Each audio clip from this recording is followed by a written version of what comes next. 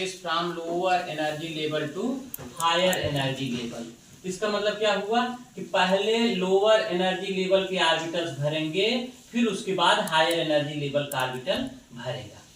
इस atomic orbitals के energy level को एनर्जी को बताने के लिए एक डायग्राम यहाँ पर बनाए हैं, इसे हम कहेंगे एनर्जी लेवल डायग्राम।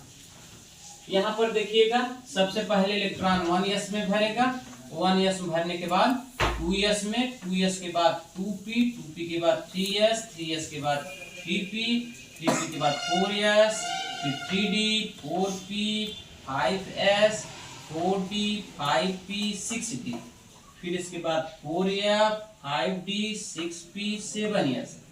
अब अगर इसको हम एनर्जी लेवल को दिखाना चाहें, ये हो गया। देखिए यहाँ पर हमने 1s, 1s से ज्यादा एनर्जी 2s की, 2s से ज्यादा एनर्जी 2p, 2p से ज्यादा 3s, 3s से ज्यादा 3p, फिर 4s, 3d, 4p, 5s, 4d, 5p, 6s, 4f, 5d, 6p और 7s। तो ये तो एनर्जी लेवल होगा। पहले लोअर एनर्जी लेवल में भरेगा, फिर उसके बाद हायर एनर्जी लेवल में भरेगा।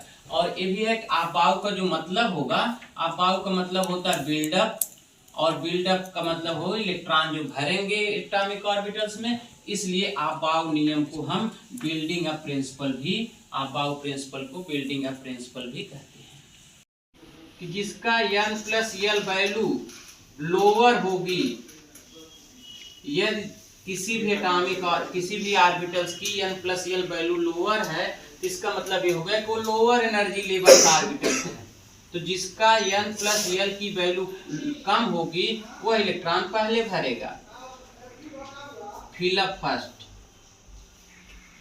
जिसकी वैल्यू लोअर होगी वो पहले फिलअप होगा, और जिसकी वैल्यू n+l की वैल्यू यदि हायर होगी तो उसकी एनर्जी ज्यादा होगी और वो बाद में भरेगा, वह बाद में भरेगा, लेटर फिलअप।